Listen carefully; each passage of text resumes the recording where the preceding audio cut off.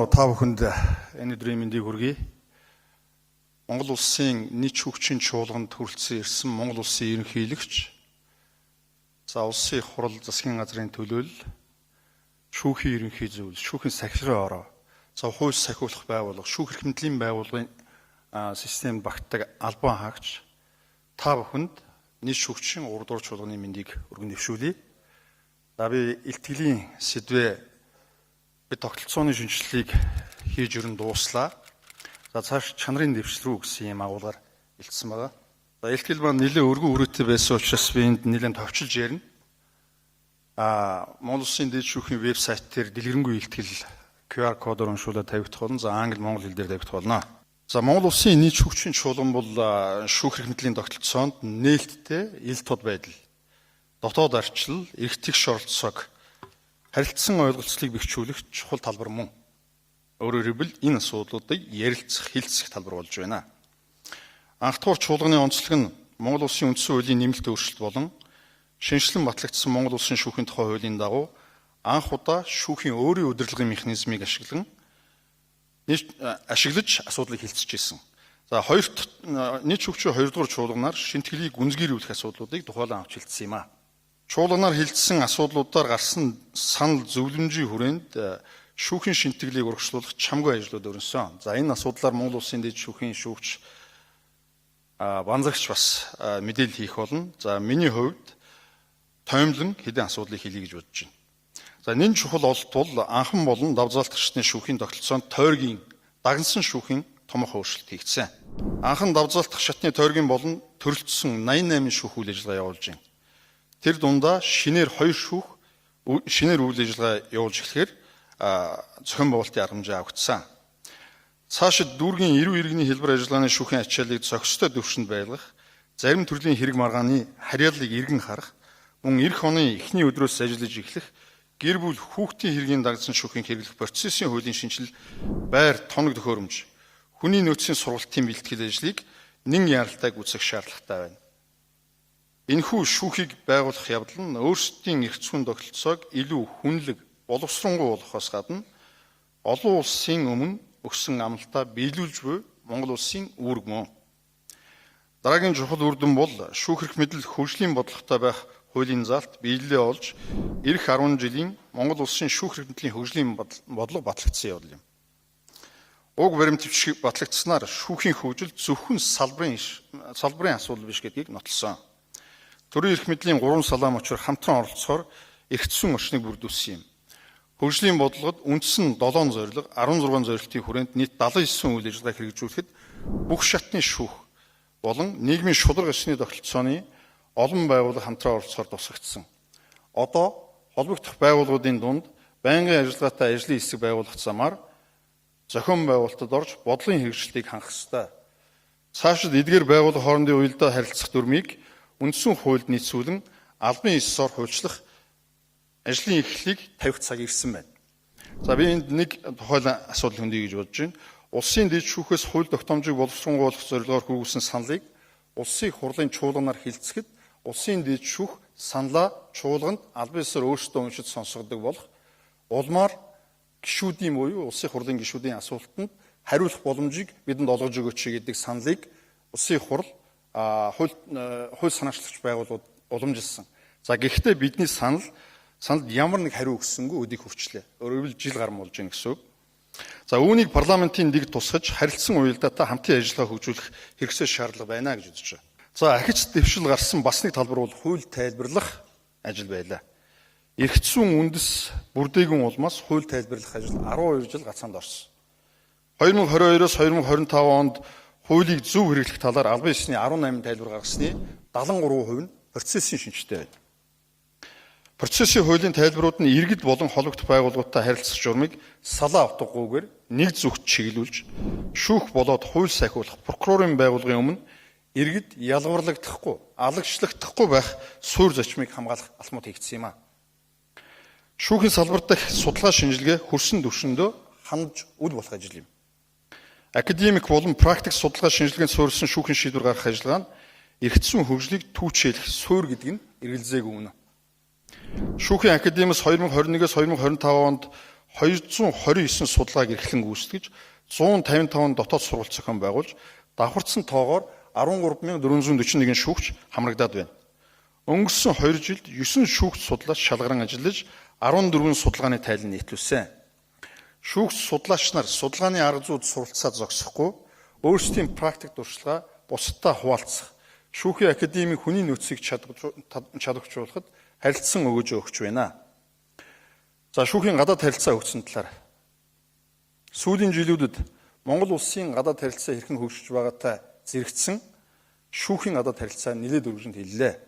Америкийн нэгдсэн улс, Сингапур, Япон, бүгд найрамдах Солонгос улс, Турк, Нидерланд, Вьетнам, Люксембург, Бельги, Канада, Европын холбооны шүүх зэрэг улсын болон олон улсын асерийн хүрээлэн, Европын шүүхийн сургалтын сүлжээ, Америкийн нэгдсэн улсын шүүхийн коллеж, үндсэн шүүхийн коллеж, Америкийн нэгдсэн улсын конгрессийн олон улсын манлайлалын төв, эдийн засгийн хамтын ажиллагааны байгууллага болох OECD, Европын холбооны твининг төсөл, Канадын холбооны шүүхийн хэрэг эхлэх газар зэрэг байгууллагатай албан ёсны сан жүжиг байгуулж харилцсан туршлага мэдээлэл солилцох хөтөлбөр хэрэгжүүлж эхлээд байна. Харилцсан туршлага солилцох шинэ ололт амжилтыг судлах хүрээнд 156 шүүгч дэлхийн 12 улсад сургалт уулзалт хилцүүлэхт оролцлоо. Ингэсээр нэг талаар шүүгчид мэрэгжил ур чадвараа дээшлүүлж, нөгөө талаар дэлхийн давцанд олон улсын оролцоог нэмэгдүүлэхэд хувь нэмрээ оруулж буй үйл явдал юм. Дараагийн асуудал шүүхийн эдийн засгийн баталгаа нь бие даасан хараат бус байдлыг хангах тулгуур. За энэ асуудалд тууштай анхаарч ирсний үр дүнд бодит ахиц дэвшил гарлаа. 2024 оны 6 сарын 5-ны өдрийн хуулиар шүүхийн ерөнхий зүйл батлагдсан төсвийн хүрээнд Монгол улсын шүүгчдийн цалингийн асуудлыг хилцэх эрх зүйн орчин бүрдсэн. Хуулийн энэхүү өөрчлөлт нь улс төрийн институтсээс шүүх эрх мэдэл эдийн засгийн хувьд хараат тус байх арчлалын суурь зарчмын хэрэгжилтийг хангахад түлхэц болно. Монгол улсын ерөнхийлөгч Уг Хөрсөх ерөнхий сайд байхдаа шүүх эрх мэдлийн бие даасан хараат тус байдлыг бэхжүүлэх зорилгоор шүүхээр үйлчлүүлэх иргэдийн орчин нөхцөл хуралдааны талбайн хүртээмжийг нэмэгдүүлэх, хуульчин эрх зүйн байдлын тухай хууль заасан Монгол улсын бүх шүүгчийн сургалтыг хариуцж буй шүүхийн академийн үндсэн үйл ажиллагаа байр түрээслэх, давтан, өргүүд зардал гарч буг зогсоох, төсөв хэмнэх, сургалтын баацыг өргөдөх хүрээнд эхлүүлсэн ажил энэ онд бодит ажил болж улсын дээд шүүх шүүхийн академи хангард ордонд үйл ажиллагаагаа явуулж эхлээд байна. За үүнийг дагаад хэд хэдэн асуудал шийдэгдлээ. Нийслэлийн иргэний хэргийн давзалтах шатны шүүх бие дааж улсын дээд шүүх байрлаж байсан байнд орсноор улсын хэмжээнд давзалтах шатны шүүхийн эрүү иргэний хэргийн 63.2%-ийг шийдэрлэж байсан хэрэг хэн шийдвэрлэх ажиллагааны эрс өөр зарчим хэрэгждэг. За мөн орчин нөхцөл шаарддаг шүүхүүдийн хүндрэлийг шийдвэрлэж чадлаа. За энэ бол цаашид иргэдийн шүүхээр үргэлжлүүлэх нөхцөлийг сайжруулах олон ажлын дөрвтэй эхлэл гэдгийг бид мэднэ. За эрхэм шүүгчтэй шүүхийн нээлттэй ил тод байдлыг сайжруулахад та бүхний хувь нэмэр манлайлалын үр нөлөөг бид урдмаар байна. Улсын дэд шүүх иргэд хэвлэл мэдээллийн байгууллага улсын хурал засгийн газраас шүүхийг шүүмжилж буй шалтгааныг олох тогтоохын тулд эдгээр байгууллагуудын төлөөллийг оролцуулсан хилцүүлгийг зохион байгууллаа. За энэ байгууллагуудыг оролцуулсан хилцүүлгийн үр дүнд гарсан зөвлөмжийг улсын дэд шүүхийн нийт шүүгчийн хуралдаанаар хилцэж хууль тогтоогчид хууль тогтоомжийг боловсруулах талаар саналыг хүргүүлсэн.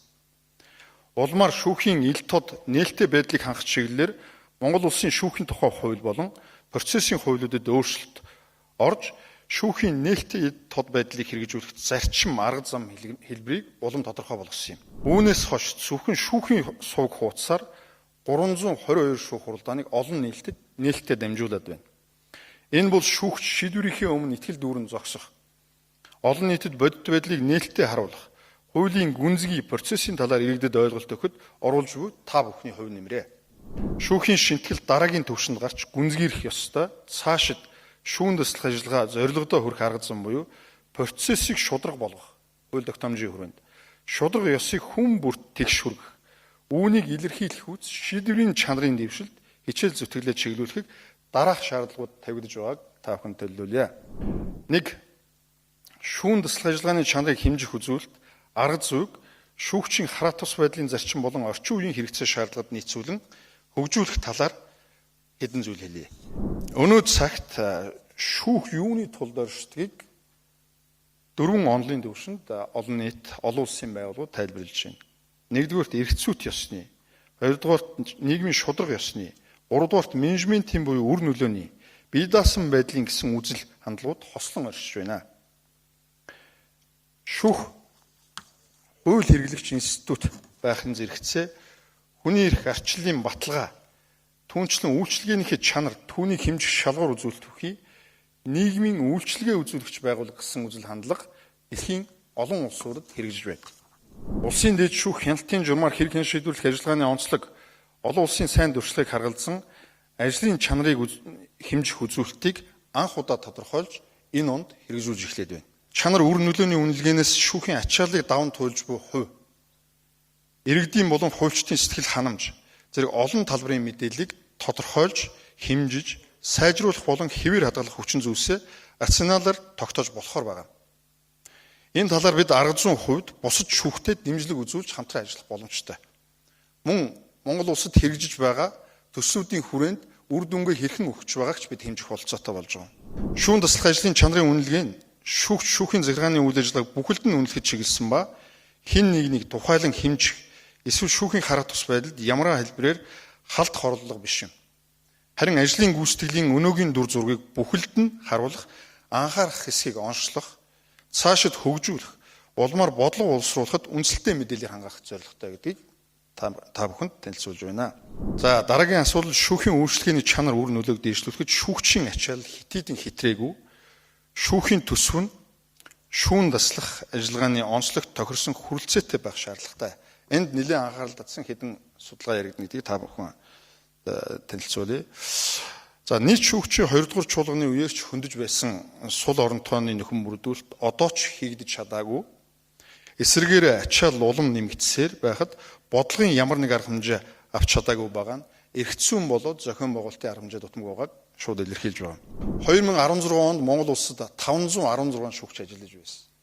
Яг өнөөдөр 520 шүүгч ажиллаж байсан 2016 онд. За яг өнөөдрийн байдлаар Монгол улсад 516 шүүгч ажиллаж байна. За энэ хүмүүст ногж байгаа ачааллыг 10 жилийн дунджаар бид гаргалаа.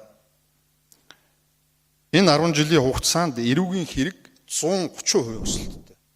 Зөрчлийн хэрэг 143% өсөлттэй. Иргэний хэрэг 117% өсөлттэй. Захиргааны хэрэг 105% өсөлттэй. Дунджаар 124% өссөн тоонд 2016 оны шүүгчийн орон тоотоогоор ажиллаж байна гэсэн үг. За энэ тоо бол ямар нэг тайлбаргүйгээр та бүхнийг анхаарлыг татна, мөн шүүмжлэг өрнүүлнэ. Иймд үүнийг дор бүрнээ дүгнэлцгэх байх гэж орхиё гэж бодож байна. За ерөнхий орон тооны асуудал хөндөд Европын орнуудад 100 мянган хүн ам дутамд 22 шүүгч 12 прокурор ногддог дундаж үзүүлэлт байна.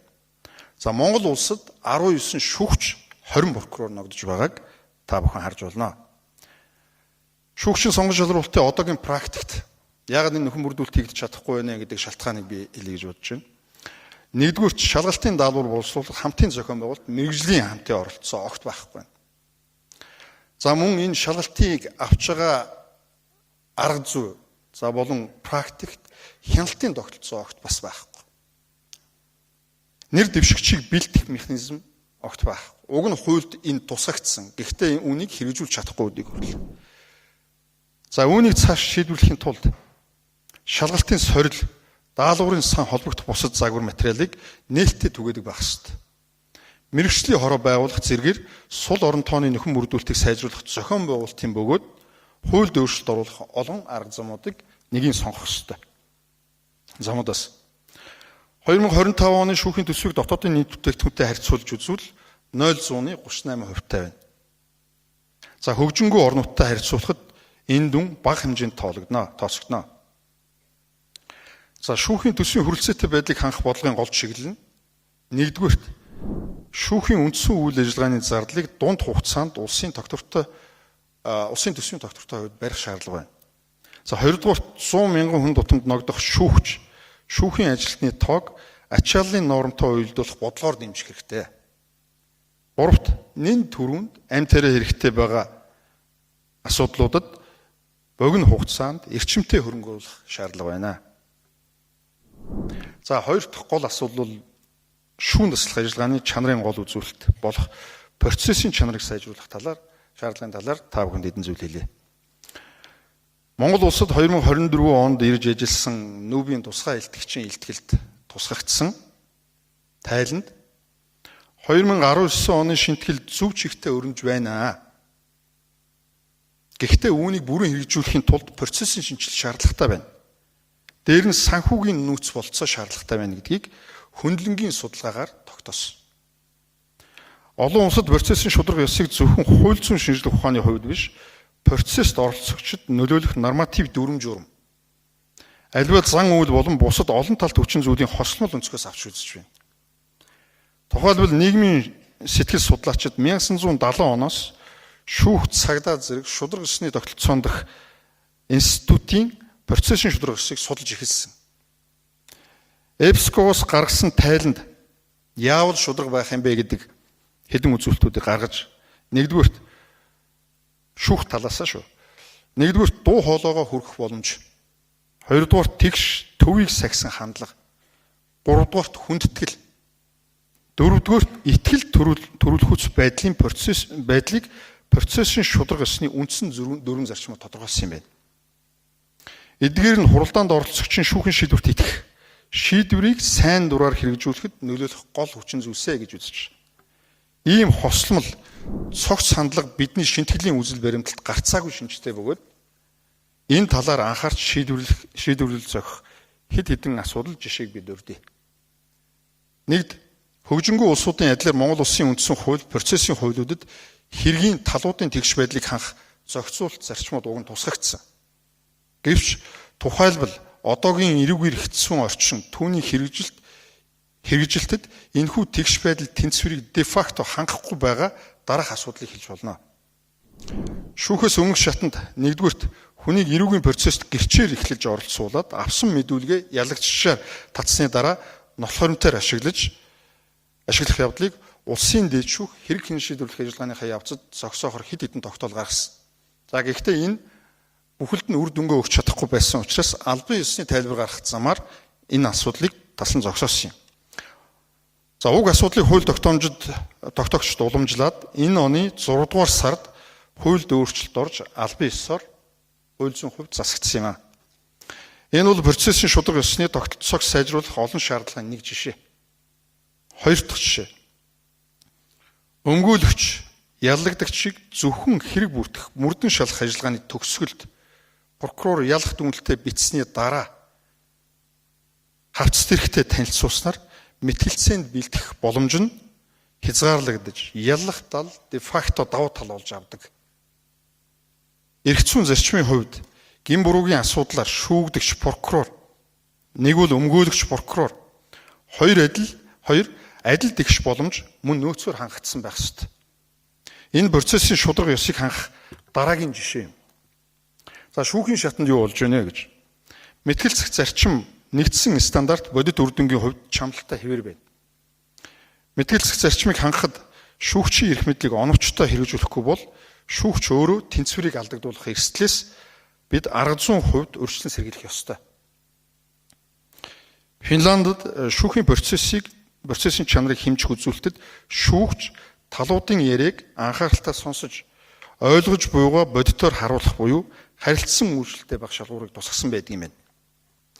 Нөгөө талаас шүүх хуралдааныг хэрхэн удирдах явуулах талаар бидэнд нэгдсэн арга зүй, зарчмын зохицуул, дутмаг, нэг ерөнхий жигд бус өөрөөр хэрэгжиж ирлээ.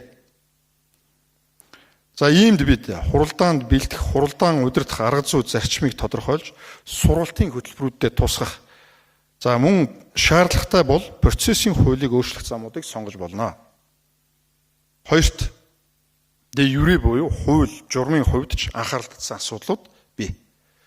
Тухайлбал дээд шатны шүүхүүдэд хэргийг хэн шийдвэрлэх үед шүүхийн өмнөх шатанд байцаагдаагүй гэрчийн мэдүүлгийг шүүх хуралдаанд сонсох боломжгүй байдал гарч ирдэг. За үүнийг хөндлөнгийн шүүхийн систем тогтолцоотой болон идэвхтэй шүүхийн тогтолцооны давуу талуудыг харьцуулж хосломл загварыг бий болгох замаар шийдвэрлэх боломжтой гэж үздэг юм. Зөвхөн талуудын мэтгэлцээнийг хөндлөнгөөс шүүж нотлох баримт журмын хууль ёсны байдалд хяналт тавьдаг хөндлөнгийн шүүхийн тогтолцоотой харьцуулахад манай улсын загвар бол шүүхээс бодит үннийг тогтоох идэвхтэй ирмэлзлээр ялгарч байдаг гэж үзэж байгаа. Түүнчлэн эрүүгийн хэрэгт давтзаалтах хяналтын шатны шүүхээс хэргийг прокурорт буцаах, дахин хилцүүлэхээр буцаах процессын зохицуултыг парламент хаасан. За энэ хэргийг шударгаар шийдвэрлэх үндсэн хуульд тусгагдсан 3 шатны шүүхийн тогтолцооны хяналтыг алдагдуулах эрсдлийг үүсгэсэн. Хууль тогтоогч ийхүү хуульд өөрчлөлт оруулахдаа системтэй, судалгаатай хандаагүй. Улсын дэд шүүхээс гаргасан үр дагаврын болон судалгааны саналуудыг огт харгалзан үзээгүйгээс уг өөрчлөлтийнх нь эсрэг агуулгатай залтууд хуульд хэвээр үлдсэн. Тэр нь бас хүчин төгөлдөр өөрчлөлт байна. За үүнийг бол зайлшгүй тэмдэглэж шийдэх ёстой. За дээд шатны шүүхүүдийн эрх хэмжээг хязгаарласнаар хэрэг маргааныг процессын нэг циклээр буюу анхан давах хяналт гэсэн гэж шийдэд дуусчих байсан нэг циклээр шийдвэрлэх юм боломжгүй нөхцөл байдал үүсээд алдааг засах эрх хэмжээ дутаад байгаа учраас нөгөө шүүхүүд рүүгээ эргээ буцаачдаг. Үүний улмаас нэг хэрэг хугацааны буюу процессын 2-3 цикл дамжиж удаж хэрэг шийдэгдээд байна. Энэ ерөөсөө хуулийн зохицуултын шийдвэрлэлтийн гажиг гэж хэлж байна. Тэгэхээр үүнийг шийдвэрлэхийн тулд улсын дэд шүүх хууль тогтоох байгууллагын ажлын хэсэг дэд хэсгүүд орж ажиллахдаа мөн ч их олон санал хэлсэн. Гэхдээ хэзээ ч тэр чуулган дээр огт яригддаггүй юм. За энэ шүүхийн тогтолцоон дахь процессын шударга ёсыг сайжруулах ёстой дараагийн нэг жишээ гэж хэлж болно. За хоёр дахь асуудал. Шүүхийн санаачлагаар бус дээд шатны шүүхүүд талуудын гомдол эсэргүүцлэр хэргийн зүйлчлэл ялын төрөл хэмжээг шударга ёсонд нийцүүлэн өөрчлөх бүрэн эрхийг хуульчлах шаардлага бий. Одоо бол яаж вэ гэхээр анхан давтзаалтах шатны шүүхээс ирсэн хэргийг хэрвээ буруу байна гэж үзээд засах эрх эрүүгийн хэргийн хувьд хяналтын шатны шүүх давтзаалтах шатны шүүхэд боломж байхгүй, өөрөөр хөндрүүлж болохгүй, ялын нэмж болохгүй. Та нарт эрх хэмжээ байхгүй гэдээ хууль тогтоогч хаацсан. За үүнийг прокурорын эсэргүүцэл хохирогчийн гомдлоор бид энэ асуудлыг эргэж хардаг бололцоотой болгож өгөөч гэдэг асуудлыг тавьж байгаа. Урд нь хуульд нэг ийм өөрчлөлт орсон, үндсэн хуулийн цэц шүүх өөрийн санаачлагаар болохгүй гэж хэлсэн. Харин прокурор хохирогчийн гомдлоор байж болох уу гэдэг асуудал нээлттэй байгаа гэж бид харж байгаа. За энэ бол мөн дараагийн нэг жишээ. За гуравт хэрэг хэн шийдвэрлэх ажиллагааны чанарын үзүүлэлтэд хэрэг шийдэж буй хугацааны хүчин зүйлийг ихэнх улсууд хамааруулж байгаа нь манай улсад ч нэвтрүүлэх ёстой шалгуур юм. Гэвч товлсон шүүх хуралдаан хойшлогдох үзэгдэл газар авсан. Шүүхийн практикт өмгөөлөгчөөс шалтгаалan шүүх хуралдаан хойшлох тохиолдол түгээмэл. Өнгөрөх 2024 онд эрүүгийн хэргийн шүүх хуралдаан өмгөөлөгчөөс шалтгаалan хойшлсон тохиолдлын 52.9%-ийг өмгөөлөгч өвчтөй шүүх хуралдаанд давхарцсан хэргийн материалтай дахин танилцсанаа гэсэн хүсэлтүүд эзэлж байна. За захиргааны хэргийн анхан болон давзаалтгчдын шүүх хуралдаан өмгөөлөгчтэй холбоотойгоор хойшлсон шалтгаанд зөвхөн шүүх хуралдаанд давхарцсан гэсэн шалтгаан 27% эзэлж байна. За иргэний хэргийн шүүх хуралдаан хойшлсон шалтгаанд өмгөөлөгч өвчтөй шүүх хуралдаанд давхарцсан гэдэг тохиолдол нь 62.8%-ийг эзэлж байна. Яг энэ хэмжээгээр хэргийн шийдвэрлэлт шүүхээс бус өөр гадны хүчин зүйлийн нөлөөгөөр хойшлж байгаа гэдгийг та бүхэн мэдэж аваасаа гэж энэ тоог хэлж байна. Хурал давхардаж буй шалтгааныг арилгах шийдлүүдийг хууль санаачлагчид бид бичгүй уламжилсан. Үүнийг шийдвэрлэх олон гарцууд байдаг.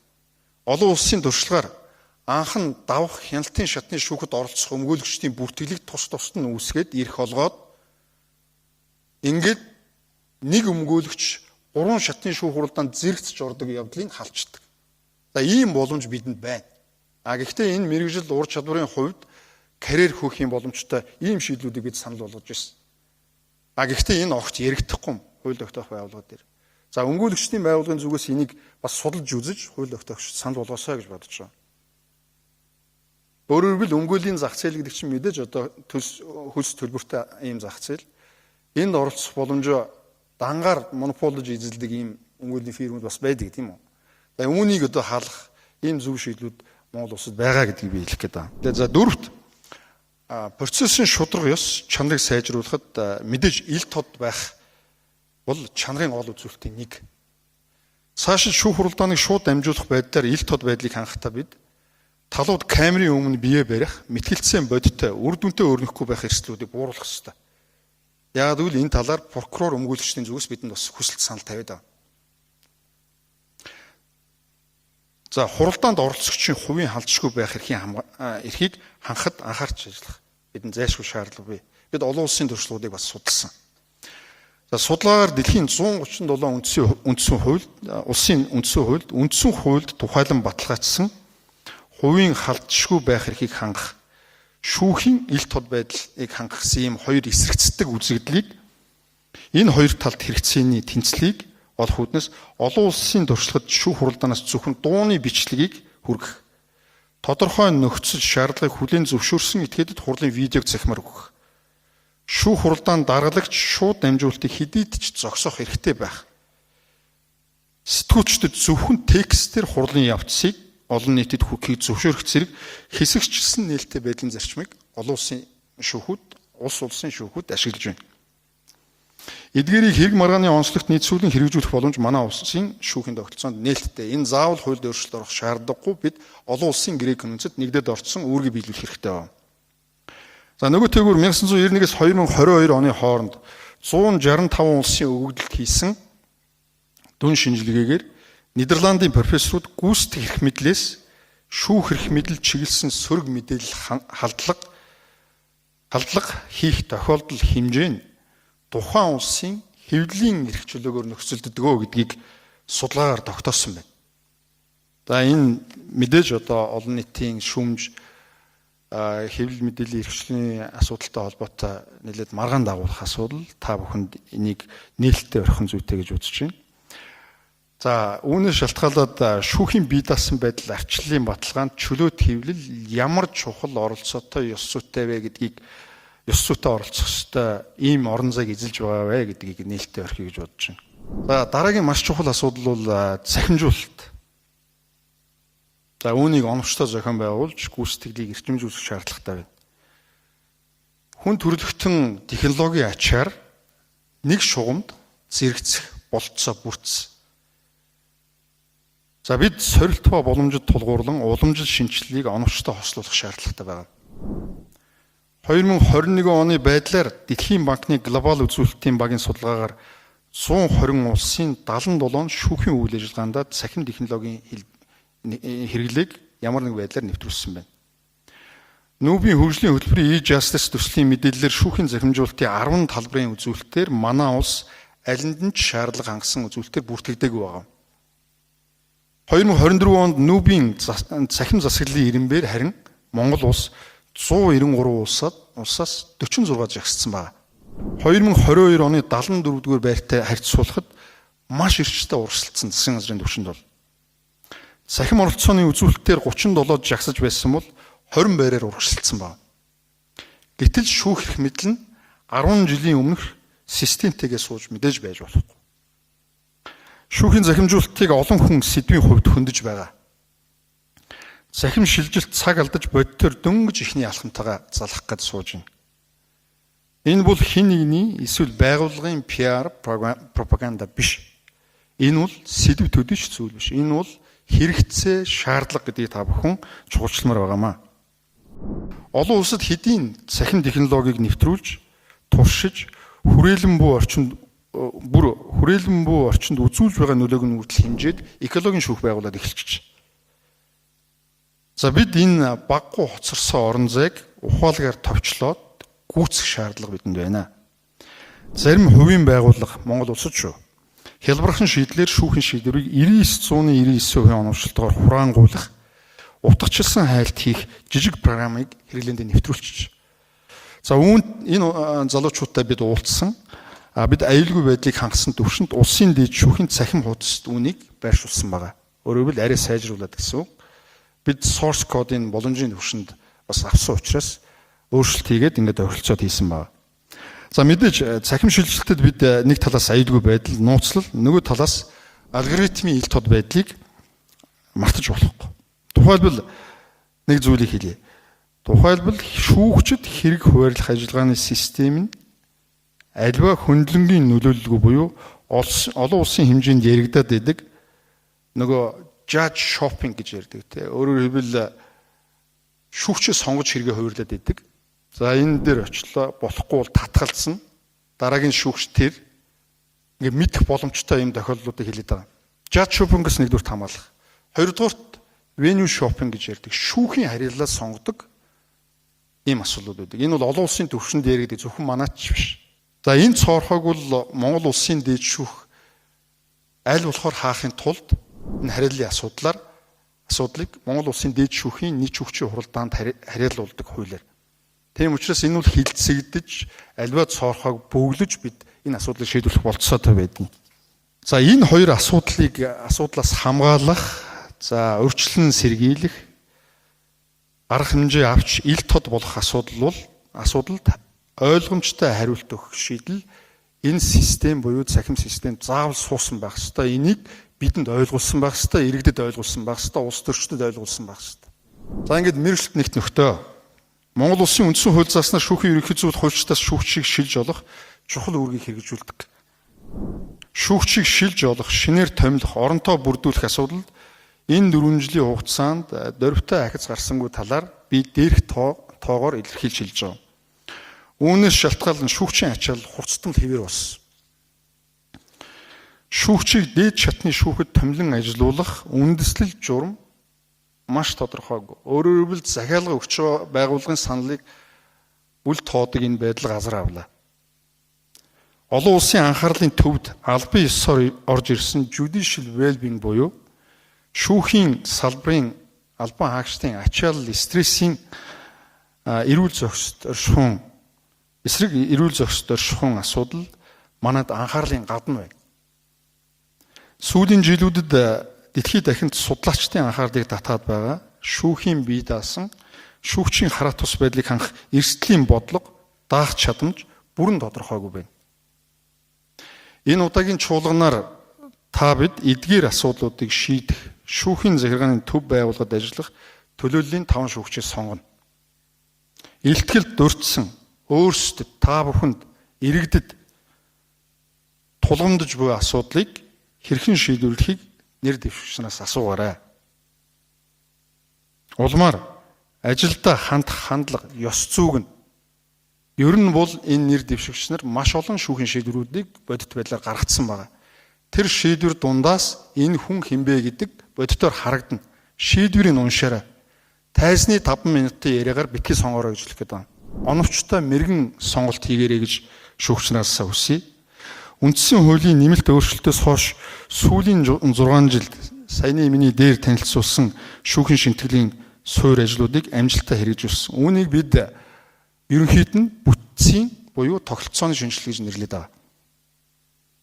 За цаашдын бодлогыг Монгол улсын ерөнхийлөгчийн үгэнд гарлаа. Их хурлын даргын шинжилгээ, засгийн газрын ерөнхий сайдын шинжилгээнд бас дурдгдсан. Энэ шударга ёсны буюу процессын шинжилгээг хийх тухай асуудал. За үүнд анхаарлаа төвлөрүүлж санал дүгнэлтэд хуваалцаарай. За миний илтгэлч үнд чиглэлээ гэдгийг хэлэх гэсэн. Шүүх бол арчлалын тулах багна. Шүүх бол хүний эрхийн бамбай. Шүүх бол шударга ёсны баталгаа гэдгийг та бүхэнд дахин хэлье. Бүгд илүү санаачлагтай, илүү манлайлалтай, илүү ил тод шударга, илүү хариуцлагатай ажиллахыг та бүхнээсээ хүсье. Анхаарал хандуулсанд баярлалаа. Шүүх эрх мэдлийг хэрэгжүүлэгч